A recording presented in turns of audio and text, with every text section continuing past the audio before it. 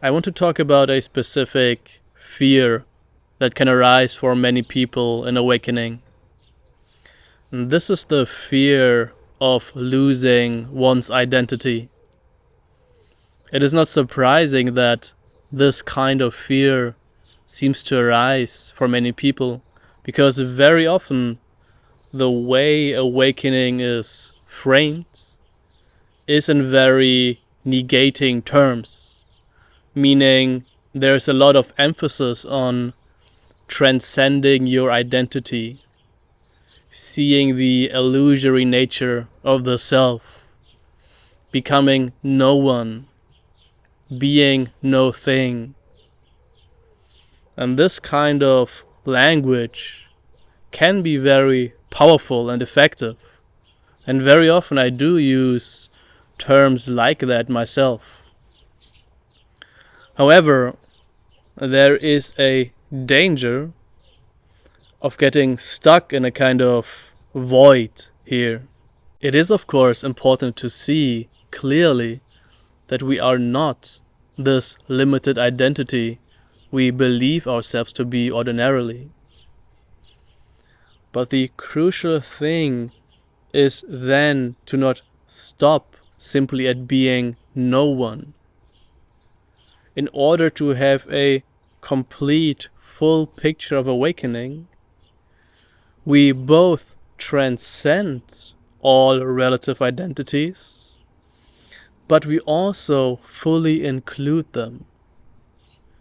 Just think about this. How many identities did you cycle through just in this single day? What is it like to be a son or daughter, husband or wife, to be a friend? These are very different roles with different expectations, and they require a different psychological profile.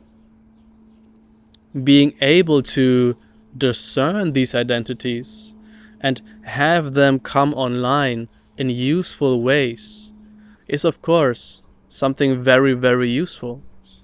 So we are not trying to get rid of that. We can acknowledge, however, that identifying with an identity, collapsing into it, making that the center of what we are, can be a very limiting construction. If I only believe myself to be a specific identity, to be a fighter, a truth teller, a healer, or whatever it may be, is a restriction, of course. So as an antidote to that, seeing the emptiness of those identities, seeing that none of those identities sit at the center of who and what we are, is crucial. Because who and what we are is not an identity. It is not a thing, not a self.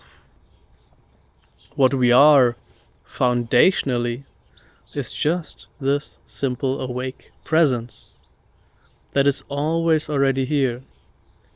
This presence as which you are hearing my words right now. So the fascinating question then becomes, how do we relate to our identities as this awake presence? And what we find here is that this presence can play any role without believing in it. Meaning we can use our identities, we can be aware of them, but we don't reduce ourselves into those identities. And that is a crucial difference. Because now the identity is something helpful, something skillful, that enables participation in the relative flow of life. But we never have to take that identity on as something that we essentially are, because that is a tremendous limitation. and it is not necessary. So, when a part of us is afraid of losing our identity, we can just let it know that it doesn't need to worry. Yes, we see foundationally that we aren't this limited identity, but at the same time, nothing is lost. You won't lose who you are in the relative space of your life.